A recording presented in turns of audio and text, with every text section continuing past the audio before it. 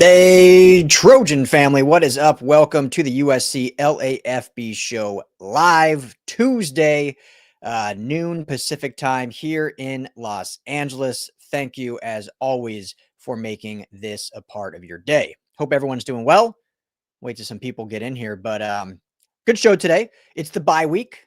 I will be at practice here in just a couple hours. We will hear from Lincoln Riley and some offensive players, so I'll definitely have some content and reporting back after that, whether it be this evening or tomorrow morning. Make sure you're subscribed here to the USC LAFB channel to get all those daily video updates.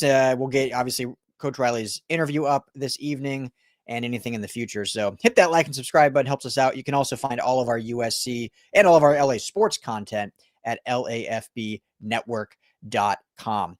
Today, though, we are going to discuss how does this team rebound? How do they get back on track? How can they utilize this bye week to salvage what I think can still be a special season and still can be a very successful season? So we'll dive into that. Also, are there remnants of a past team that this team kind of resembles? I think there's some similarities from a team of yesteryear that if plays out correctly will bode very well for this program moving forward. Now, I know a lot of people have specific thoughts about Coach Riley and his style and obviously the defenses. But anyway, we'll get into that and kind of see where the chips fall as this thing continues to grow. So excited as always to talk USC with y'all. Rocking the Maeva lemon shirt. You can pick that up at our LAFB shop if you're interested. But yeah, go ahead, drop any comments you have. We will do viewer comments at the end of the show, like we've been doing now on every Tuesday noon show. So I'll go through some of those, and I've set up on our forum, on our message board, lafbnetwork.com. The link is down below. We have a brand new message board where we'll be dropping intel, building community, having conversation. Go sign up for that. It's completely free. Like I said, link is in the description. And every week we'll post our viewer comments and posts there, or you can post them, and then they'll get read on the show. You get featured here on the show. I want to make this possible, or it's made possible by you. So let's get back to answering your questions and whatnot. So, but drop any comments here live as we get into it. All right. So how does this team truly rebound? You know, we had our live call-in show last night at 7, myself and Tim. Thank you everyone that joined that. That was a lot of fun, really successful, and you know, a good therapy session. I think got a lot of great calls on there. So you know, I might repeat some of it if this is a different kind of viewer audience now that we're during the day. But a lot was said there, so check that out. But you know, obviously defensively, like there was a real kind of come to Jesus moment in South Bend, specifically, obviously, with the run defense. Anytime you give up over 300 yards rushing, you're not going to win many football games. So I think the fact that USC was even in this game, I think speaks volumes on at least the fight and some of the talent level this team does have. But you're not gonna win games if you can't successfully run the football, and you're gonna get gashed for 300 plus yards on the ground.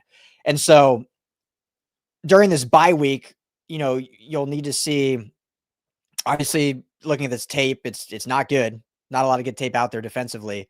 And so how do you fix those run fits? Whether that's schematically, whether that's just being more gap sound, whether that's just being more physical. I mean, there's a lot of things now to take into this that they can correct and get better as they prepare now during this bye week and then next week going into Nebraska, which is going to be another tough battle on the road. So I think schematically, when you look at it, the part that I was a little bit perplexed by, and again, we're all sitting here watching either at the stadium, the press box, on TV, like we're not in those huddles or whatnot, but it was surprising how often this defense was still running nickel, 5 defensive backs. Obviously there were times with 3 linebackers on the field. It just felt like, knowing what the game plan was, knowing the weather, knowing what Notre Dame wanted to do, that like stack the box, like just like we saw against Michigan, where they kind of forced Bryce Underwood to beat you, forced CJ Carr to beat you. And had they done that successfully, I don't think he would have beaten them. I mean, CJ Carr did not look like a good quarterback on Saturday night. Granted, he's a freshman. I'm not saying he's not a good quarterback, but on that particular night, 136 yards did not look like a good quarterback. So that to me was defensively like just playing schematically into what the offense is giving you. They clearly wanted to control the trenches and run the ball. The weather permitted that. That's Notre Dame style of football anyway. So how can you use this bye to say, okay, again, we don't, one thing, and this is in defending that decision making, but personnel matters. Josh Jarrett, who I know has been playing sparingly this season, so it's not like he was a starter, but didn't play this game with an injury. He was questionable going into it.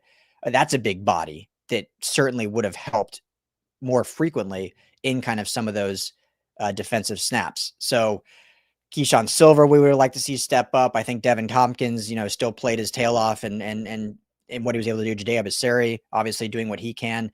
So, but having a big body like a Josh Jarrett would have helped do that a little bit more in terms of, running that schematically. So that's, I think, what you kind of have to look for is in this bye week is, getting back to those type of run fits that we saw against Michigan. And so that will certainly, I think, bode well. And one report that came out after the Michigan game is that Rob Ryan was a lot more, and I haven't spoken to anyone to confirm this. I saw a couple of reports out there. But Rob Ryan was much more instrumental in kind of that game plan with Dan Lynn. Now, I don't know if he was like all of a sudden not involved in this Notre Dame one. I don't know. But he had his fingerprints a lot more on and I think all the defensive coaches do every week. But a lot of what he was saying, and that's why we saw, I think, an improved linebacker play and schematically, a lot more usage of linebackers. Like even when they were in nickel, it was Eric Gentry mostly as the nickel and keeping Kamari Ramsey back there on the back end. Where in this Notre Dame game, we saw a lot more of Ramsey back in the nickel with Pierce and obviously Bishop Fitzgerald on the back end. So just kind of interesting. We'll see what they look at, but I think that's an easy way that they can get back on track. It's just playing to the strength of the offense. Like if the offense is going to do this, play to stop that. I saw someone comment on I think it was a different video or social media, but basically saying it felt like USC's defense was playing to stop both the run and the pass, but they didn't stop either. Whereas if they could have just stopped one, that would have at least been a little bit more successful. And I think that's, it sounds so simple, but it's very true. Like attack one and then see what the other one gives you. And it was like they were playing to kind of mitigate both, and they weren't really able. I mean, the passing game was not really there for Notre Dame, but they weren't able to mitigate the run game by any means. So we'll see how this defense responds. I'm excited to see how they respond. It was against Illinois. They got a bye. They responded emphatically against Michigan. Now they get a bye again to stew with it, to sit with it, and then we'll see how they respond against Nebraska on the road. Offensively, I think it was more so, we talked all last night about, some of the play calling and obviously the miscues there. Like that, I don't need to go into that again. Obviously, Coach Riley said there's stupid play calls. We talked about the fourth down play call decisions. They were just not good. So that is what it is.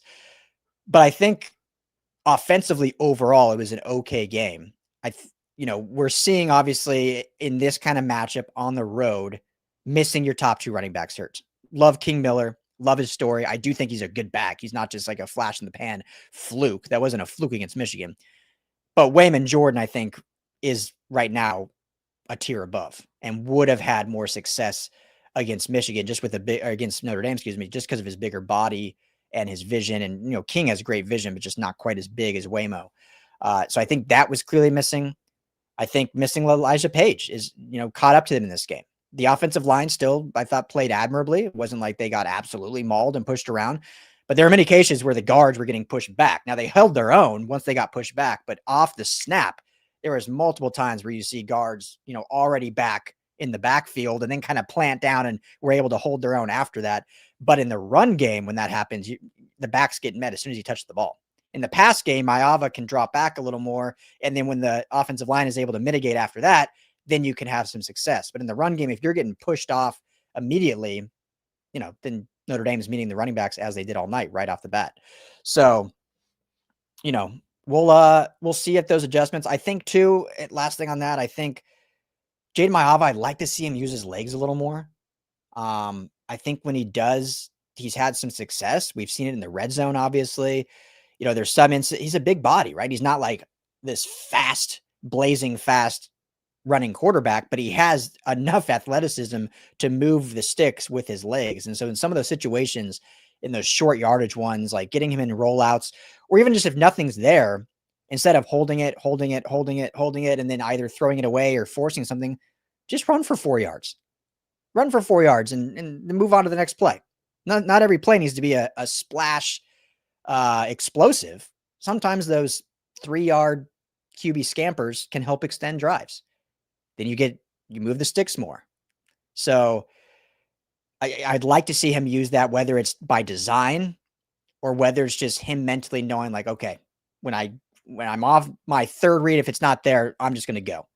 Like I'm loving his maturation and his progressions. I think he's gotten so much better in reading through defenses, going through his progressions. Obviously, some of that's with the offensive line aiding in their blocking. But sometimes if the third or fourth isn't there, then just go. You don't got to keep waiting for hopefully someone to get open. So I think that is something too that can take some of the pressure off in the play calling in like a 3rd and long situation, especially when weather's like that. I mean, we'll see what the weather's like in Lincoln in 2 weeks, but could be, it's fall in the Midwest, so it could be another rainy one out there. Who knows? So, we'll see if that is something that can add, because I think that would do well. I have a comparison, but first let's get to some of these. Thanks everyone for jumping in here. Got some comments in the chat. Let's see. Who do we want to see here? Sam Foreman, I don't think Nebraska has the defense to shut USC down for 4 quarters. I agree. I mean, I don't think anyone really has the defense to shut them down. I mean, yes, that 4th quarter, they kind of self-inflicted wounds, right? Killed them in this Notre Dame game. They still put up 24 points. Had they not had the turnover on downs, the interception, the fumble, which, give the defense credit, but some of those were just absolutely forced by USC. So I wouldn't say even Notre Dame, and this is not a dig, they played fantastic, but I don't think they shut them down. So I agree with you, Sam. I think and Notre Dame is a much better defense right now than Nebraska. So remember, Jaden Mayava's first start for USC was against Nebraska. They got the win at the Coliseum last year. So a little bit of familiarity there, obviously some new players, but we'll talk a lot about it next week. But another game where they're going to play a fairly inexperienced quarterback. Dylan Raiola obviously is a true sophomore, started all last year, but hasn't looked anything special yet. I think he's still growing, and this is definitely an opportunity. I think the offense, to your point, Sam, I'm not worried about the offense against Nebraska. This is an opportunity now for the defense to bounce back in a big way and prove they can stop the run and force a young quarterback yet again to attempt to beat them that way. And if they can do that, I think they'll come out okay. So we'll talk about that more next week. Brian Jacob, what's up? USC is better than Nebraska. If Riley can't win this game, he should be gone. I mean, they are better than Nebraska. I agree with you there, and they absolutely need to win this game. So, we'll get into more coaching talk, and Riley, he won't be gone. Just because I think they're, that's a more future picture, but I get the sentiment. USC absolutely not only needs to win this game, but should win this game next week. So, yeah. Let's see here. David Orozco. I've lost all hope in Lincoln Riley. Weak defenses follow him every year. He coaches scared and tries to get too cute instead of just trusting his guys to win and keep things simple. Yeah, I mean, there's definitely some truth to that. Until proven otherwise, we haven't seen an elite defense from Lincoln Riley. I think we've seen some decent ones when he was at Oklahoma, but definitely not elite. Obviously, haven't had one here yet at USC. Saw the improvement last year, and then almost seeing somewhat of a regression this year. So, that's on the head coach. That's on the head coach for sure. So, in terms of coaches scared, I don't, that's all speculative. That's your opinion. That's fine. I do agree that he gets too cute sometimes. Like obviously the play calling, we saw it with the trick play, and we've seen it in other games. I don't think against Michigan he was. Even last year, some of those close losses, I thought, he coached well enough. There just was some errors in personnel and whatnot, and just didn't have the horses at the end. But yeah, he's got to prove otherwise, right? We're at that point where prove otherwise. We anyone can say so much, whether it's against him or for him, but until you prove it and can win on the road, the record is what the record is, right? Bill Parcells always says, you are what your record is. And that's what he is right now. So we shall see. Let's see here. Any other comments before we move on? What's up, LV? Always on. Love you, brother. Fine on, boys. Hope all is well. LV had a great call last night on the call-in show. So we, sorry, I'm just reading through these. It's harder to read through these and use them when you're a solo show. You don't have anyone else to talk while you're doing that. So,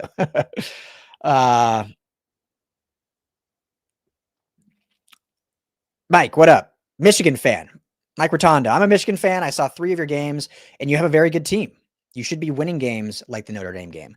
I don't know what is holding this team back from being elite again. That's the $1 million question, right? Or the $10 million question. I've said this multiple times, like this team and a lot of college teams, and this is just a fact, are different at home than they are on the road. I mean, look at Michigan, right, Mike? And I think you would agree with this. That Michigan game at USC, Michigan got absolutely slobber knocked. Then they go back home the next week and slobber knock a very good Washington team, a 5-1 good Washington team. They controlled the trenches. The Michigan defensive line looked like a Michigan defensive line, where they didn't the week prior against USC in Los Angeles. So, I mean, this is a somewhat of a epidemic among college programs. The few elite coaches that have proven themselves are the ones that can stave that off and play similar on the road as they do at home. I don't think there's any team out there that is like dominant on the road, but obviously the Ohio States of the world, Indiana so far with Kurt Signetti, like they've been able to play at least their style of game on the road and at home. Lincoln Riley USC hasn't been able to do that yet. And so when they're able to do that, that is when they can get back to being elite. I think they have the talent growing. I do believe in the coaches in terms of development, but for whatever reason on the road, it just has fallen flat. And so that is where that next step comes. We saw last year the step come of like, okay, being in every game. And I know everyone hated hearing it, but in every game, 1 possession games, they didn't come out how they wanted, but they were a team that could beat anybody and they could lose to anybody. But I think that was a step. Now it's okay, you got to win some tough road games. I said last night, like when you want to be an elite team, you got to win every home game. You got to win every game you're favored in. And then you got to win 1 upset. Or if you're like Ohio State, where you're always favored, don't get upset. But, USC was a 10.5 dog at Notre Dame. They were, I believe, I can't remember the spread, but they were a favorite at Illinois. So that's a game you got to win. You're favored on the road. They'll probably be favored at Nebraska. That's a road game you got to win. That's what starts separating you. And this isn't a defense, but gone are the days of college football where you're going to have one team go, well, we'll see if Ohio State does, but where you'll have a few teams that are just like so head and shoulders above everyone else. So you just got to be 11-1, 10-2, and not have those letdowns against teams you should beat. So, and I said this last night with Notre Dame, and I'm kind of all over the place, but had USC lost to Notre Dame even by the same score. Let's say the score was the exact same, 34-24. But they were more sound in the run game. Like it was how they lost, I think, that has fans so riled up with this coaching staff, because it goes right back to the narrative that's been with this program and this team for so long. Had they been able to control the run better and CJ Carr maybe just made a couple of nice plays, I think it would have been, not anyone would have been happy. You still need to win the game, but it wouldn't have been as maybe painful as it was just seeing the way they lost. So, but let's turn this a little bit positive now. That's what I do. I like to be positive. I'm not a fire guy or fire everyone guy, mainly because I'm a realist and that's not going to happen. This team, in a way, reminds me of a past USC team. And before we get to that, really quick, let's talk about our friends over at Sleeper. Guys, you're all there. You've heard me talk about Sleeper before. Make sure to download the Sleeper app, #1 sports app today. Not just for season-long fantasy. You also get in-game live score updates. They have a chat feature, but the daily fantasy is where it's all about. It's a live pick 'em, pick 2 to 8 players. You're just choosing more or less, and you can win real money. So when you go to make your first deposit, make sure to use the promo code USC LAFB. It's going to give you a match bonus up to $100. You can put in 10 if you want. They'll give you 10 free dollars. You can put in up to 100 and they will match you that. Plus, when your first sign up, you're going to get a free $20 entry. No deposit even needed. You can stack them both. So you get the free 20 plus the match bonus. But if you don't want to deposit yet and you want to wait to save that promo code, just go sign up today and you'll get a free $20 entry. All right. So I've said many times, I don't love always, everyone's kind of living still in this, the Pete Carroll era, which I get. I mean, it was the best era in college football, especially obviously for USC, but just in terms of just college football in general, I think it was a great era. And I've said, college football is different. You got to move past that. That was 2 decades ago. We can remember it and love it, but it's never going to get back to that. So I'm kind of going against my grain here and comparing to that. But this team has the ability to be similar to that 2002 team that went 11-2 and won the Orange Bowl, I believe, against Iowa. Now, that was Pete Carroll's second year. Okay, so bear with me here through this. Obviously, this is Lincoln Riley's 4th year. However, when you look at the state of the program, this is more like his second year. And, everyone that shouldn't be, right? Obviously. But that the true second year was really like resetting it back to year 0. Because you had year 1 that really surprised everyone, right? Caleb Williams, Heisman year. They kind of ran it back with that mentality, with the transfer portal, with obviously Grinch as DC. And then year 2 just set them back. They set backwards, right? Finished 7-5. So they really tore the thing back down to the studs and rebuilt for year 3. I mean, right? Whole new coaching staff on defense, starting different NIL initiatives, all these different things. So really last year was like year 1. And I know no one wants to hear that, but it's just kind of the facts of it.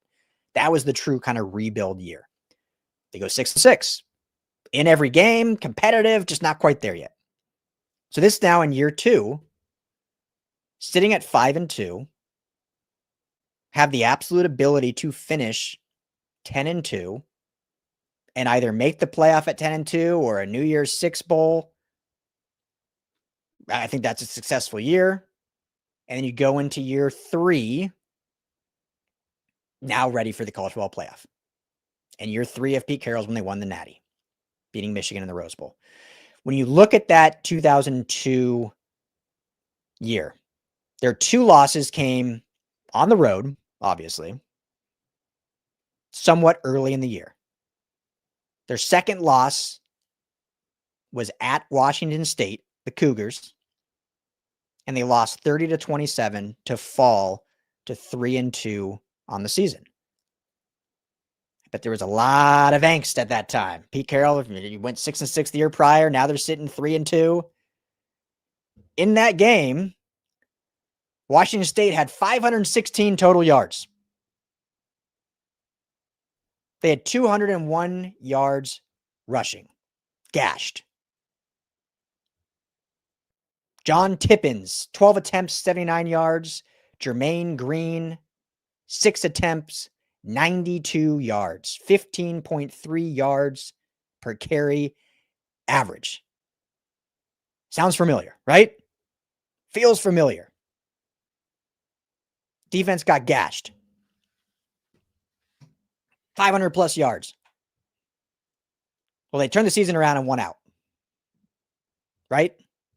Didn't lose again. And then the dynasty that was USC and Pete Carroll began. In that moment, after losing to Washington State, being 3-2, then they rebound.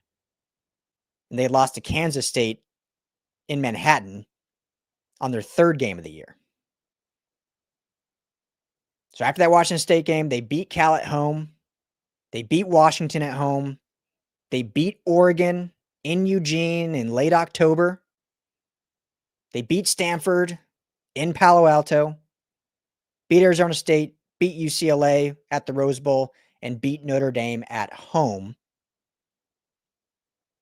44-13, by the way. And then go on to beat Iowa, like I said, in the Orange Bowl and finish as a top 5 ranked team. Now, I don't know if we've seen enough from this team that has me believe they can do that and win out against some really good opponents. I mean, at Nebraska, they're 5-2. Northwestern is 5-2.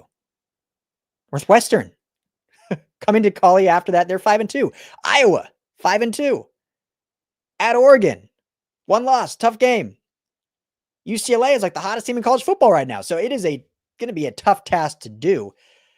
But they have the chance now to emulate Pete Carroll's second year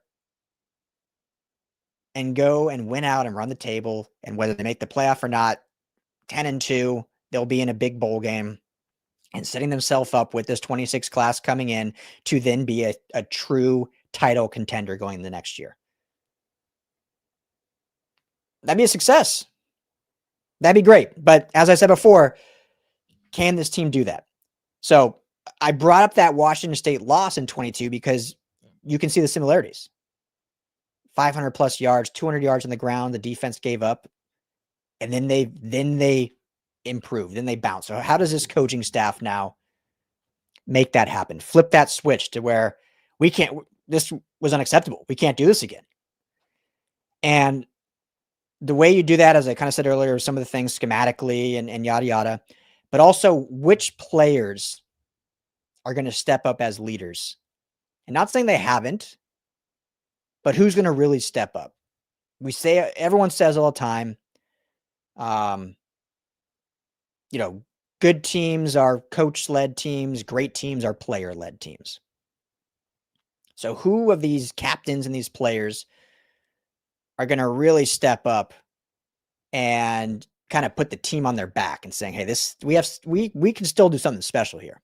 I think back to that, and it doesn't even have to be public. It's not like, I know everyone wants to hear this fiery podium speech or whatever. It doesn't have to be that. It needs to be within the confines of the team. But I think back to that moment, that Florida Gators moment. I can't remember what year it was, but when they were on their run with Urban Meyer and Tim Tebow, and after a loss, Tebow's on the podium, just incensed and passionate.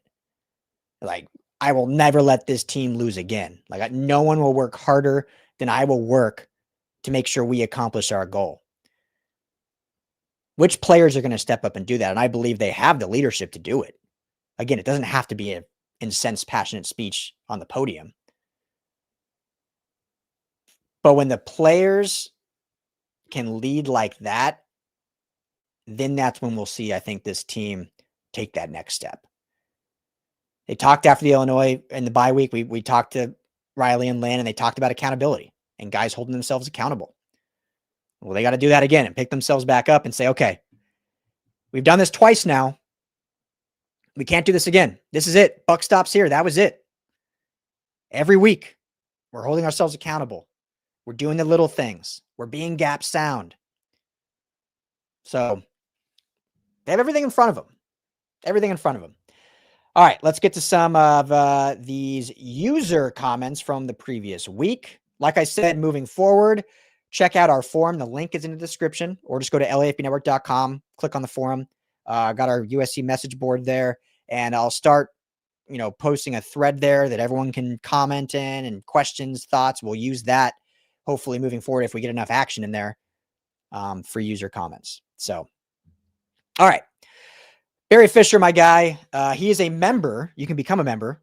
It helps us out a lot. Become a member right here on USC LAFB YouTube, or become a member over on join our community on LAFBnetwork.com. But shout out, Barry. Family therapy indeed. This is in regard to our call-in show last night. The kickoff return was awful and turned the game around. And I think we made the same mistake as we did with Illinois. That is trying to stop both. Oh, this is where I saw it. Okay. This is why I talked about this earlier, Barry. That is trying to stop both run and pass and not stopping either. We probably were too afraid of Carr. We should have played them downhill, loading the box, but it's easy to say. I probably need to go back and watch more carefully. The idea being load the box, get them in 3rd and long, and then go after the QB. Sounds simple in theory. And then he says, Tim, don't dismiss the gutty little Bruins. We should beat them, but hubris is SC's biggest downfall. So, yeah, this is where I mentioned on this earlier, Barry, and it was your comment. So thank you. But yeah, it felt like they were trying to stop both. And in doing so, they weren't able to stop either, really. I mean, they stopped the pass. The pass was really no threat all game. But it felt like it should have just been an all-out attack on the running game. Like, put 9 in the box. If they end up beating you on a pass play, well, okay, they got you. Just don't get gashed like that. So, yeah, unfortunate. Moda P001, 8-4, Ryan. These guys have a hard time on the road. Most teams do. Don't have the horses yet, especially the linebackers. Linebackers got blown out. They were out of position and not very physical. Rob Ryan needs to do a better job. Matt Entz can coach. Fight on. We briefly talked about this last night as well, but I'll talk about it again. Matt Entz is a phenomenal coach. I mean, that was a big loss. And it was even more unfortunate, the timing of the loss, right? He announced he's taking the Fresno State job on signing day. Brutal there, but he was a really good coach. Really good development. Obviously, where he came from at North Dakota State as a DC and then becoming the head coach. I mean, that is a true like college developmental grinder. Rob Ryan is a professional coach. Been in the NFL for 25 plus years. He talked about when he got hired here. He hasn't been in the college ranks since Oklahoma State 25 years ago. So even him, there might be some growing pains going from that amount of NFL where you're working with professionals and then coming back to the college ranks. That doesn't mean he's not a good coach. I agree with the comment. Like, he's going to have to do a better job in getting these guys prepared. And I've talked a bunch. This is a young room outside of Gentry. We were going to see growing pains from them as well. So I do think we'll see improvement. I know no one wants to be patient. I get that. But this room specifically, when you have a guy going from the pros to college and a really young room overall, like, there's going to be some growing pains, but that room has to be better because that second level has got to be better in order to slow down some of these run fits. And they were better against Michigan. So that's why it was so odd, the regression so much last week. So we'll see, but I do think it's a talented room. I do trust Rob Ryan. I mean, he's going to be probably a Hall of Famer. He's one of the best coaches out there. It's just, some growing pains going from the NFL to the collegiate level. And, but I do think he'll be fine developing some of these kids. And, I know no one cares about next year right now, but we've got some really good linebackers coming in that you're going to be able to develop with that side as well. So, yeah, so we'll see. But I still trust in Rob Ryan. I think he's a phenomenal coach. Matt Entz was a loss for sure. I mean, he's a really good coach. The problem with, obviously, no one cares if you can't develop the guys, but the problem with Entz is he wasn't really a recruiter, which will be interesting to see how his time really goes at Fresno State. They're playing good ball right now. But I mean, I talked to multiple people that, like, not that he was like, didn't care, but basically wasn't. Nowadays in recruiting, right? You got to always be checking in on kids, always calling, always doing this. And he wasn't about that. So Rob Ryan, I think, will be more into that. It seems like he was really enjoying it this offseason. We'll see what that looks like moving forward. But obviously, the thing that matters most is development and how you develop these kids. I believe he will do that. I just think there's been a little bit of a change going from working with professionals for 25 years to now 18, 19, 20-year-old kids. It is a difference, but I think he'll get it right. Before the price kickoff, this is SN for RL277. I'm sure that stands for something. Before the price kickoff return in the third quarter, USC looked like they had some momentum, but when they showed the sideline after Price's kickoff return, you could see the defeat on the faces of the USC offense. The momentum changed on that play, and it showed. The final 4 drives for USC ended with 3 turnovers and a failed 4th down conversion. It's a good point. The broadcast brought up multiple times. It felt like throughout the game that there were multiple opportunities for a team to seize momentum and just weren't able to do so. And then it felt like USC had seized the momentum on that touchdown, 59-yard dime from Mayava to Lane to take the lead, to go up in this game for the first, or after the first drive, for the first time since the first drive. And on the very next play, you give up a 100-yard kickoff return. And yeah, you could just feel the deflation, especially to lose it like that on one play. And so this goes back to what I was saying about player leadership. Who of the players then are going to step up and say, okay, back to work? And, I'm sure there were guys saying that. But player-led, that's where you turn those moments around. Coaches can rah-rah and yell and do so much. They can only do so much, especially in the game.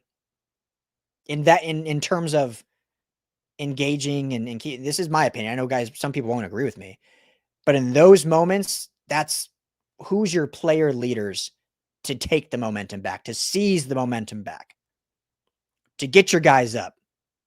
Okay, here we go. Back to work. So I can tell, here's an example. Super Bowl, whatever, 53, Falcons, Eagles. Not Falcons, Eagles, excuse me. Falcons, Patriots. 27-3. Everyone knows it, right? Patriots come storming back. As good of a coaching staff as the Patriots had, and obviously Bill Belichick, I know he's fallen from grace now, but during that time, he obviously a Hall of Fame coach with the Patriots. Talk to anyone. It was not because of Bill Belichick or any on that coaching staff that the Patriots came back. Now, they still had to coach things and call plays and schematically be efficient, not run dumb trick plays. So they still had to do their job. But it was Tom Brady and the belief and the guys that brought that team back. So I'm excited to see who on this team is going to step up as those leaders to when those momentum shifts happen. They don't flinch. They don't move. I've seen it more this year in some of those moments, right? Michigan State, they came roaring back, and then USC had that beautiful drive, put the clamps on, and then put the game away. Purdue, there was some push, and they put the clamps on. So now that they're in some real adversity, middle of the season, which players are going to lead and get this thing back right? Final one. Oh, this has to do with the AP poll. How is Michigan? I know there's a Michigan fan in here watching. How is Michigan ahead of USC? Head-to-head loss. And SC has better losses than Michigan on the road, both ranked. Yes, SC not being ranked should not help them to be ahead of SC at 25. Hypocrisy. So this is with the AP poll, which is just always a mess in my opinion. USC now falls out of the top 25. Michigan jumps back into the top 25 after beating Washington, but losing just a week ago to USC by 3 scores. It is what it is. USC wins out. It won't totally matter. I still think people that say the AP doesn't matter are wrong.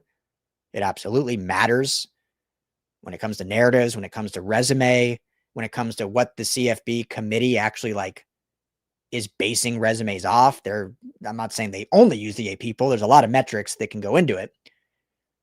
But when you're watching a game and you're like, oh yeah, this team plays 5 ranked opponents, that's based on the AP poll. When you're talking about, oh, look at the SEC, how many ranked opponents, how tough that schedule is, that's based on the AP poll. So I'm against it anymore. I don't think it's a valuable metric. I think the history of it's great. I think the fact that, you have these writers of America and these beat writers that are able to kind of have the ability to put their stamp on some of this, but not enough of them do a good enough job. And, it's posted all the time, what people vote and how egregious some of the polls are. Some are really good. I think some take it really seriously, but some, it's clear basically at 10 PM we're like, oh, let me just input some of these teams and, be off with it. So should SC be ranked? 2 ranked losses, hey people, just beat Michigan, who is now ranked. It is what it is. They'll be fine. Go beat Michigan. If they beat Nebraska on the road next week, they'll be back in the top 25. So it'll all take care of itself. But yeah, I just think it's a sham at this point. It just is. So, all right. Well, I think that will do it for today's edition of USC LAFB Live. Thank you, everyone, as always, for hanging out. Loving doing this midday. We'll be back I'll be back Thursday at noon, same time. Plus Madman and Tim tomorrow night live call-in show again, Wednesday night. As I mentioned, I'll be at practice later today. I'll be at practice tomorrow. So we'll talk to Lincoln Riley. We'll talk to Danton Lynn. We'll talk to offense and defensive players. We'll get some injury updates going into the bye, hopefully. I saw someone, here we go, Trojan fight. Any idea if Page will be back after the bye? Kind of shocking. He has missed so many games. We'll see if we get confirmation, but based on the fact that he dressed, but was just more of an emergency, he'll, in my opinion, play against Nebraska. So he dressed against Notre Dame, so he was available if emergency needed, but just didn't want to put him in that limelight, I guess, not fully 100%. So having another full week off with the bye and then going next week, I think he'll be good. So we should see at Nebraska back to the starting 5. Page at left, Tobias Raymond moving back to left guard. We'll see about Killian O'Connor. He was also questionable, which wasn't just out. So a potential, he's progressing, I think, maybe quicker. I would still maybe pump the brakes another week or two, but potentially O'Connor. If not, I think Reed looked a lot better last week and the previous 2 weeks. And then Alani Noah at right and Justin Tana moving from left back over to right tackle. So we shall see, but I'll have any updates on that. And we'll see how Wayman Jordan's progressing. Obviously, it's going to be another, 3 to 5 weeks, unfortunately. So we'll see how this running back room continues to look with King Miller, Brian Jackson, and, Harry Dalton got a couple touches as a true freshman. So do have some depth there still, and hopefully they can rebound against Nebraska. But we got plenty of time to talk about that. Thank you guys always for hanging out. Have a fantastic rest of your day. If you have not already, please hit that like and subscribe button here on the USC LAFB channel. Helps us out a ton. Become a member. That's crazy amount of support for us. You'll get a discount merch code if you want this shirt, plus our other USC shirts. Or you can join our community over at lafbnetwork.com. Make sure to check out the new message board there as we're building that up as well.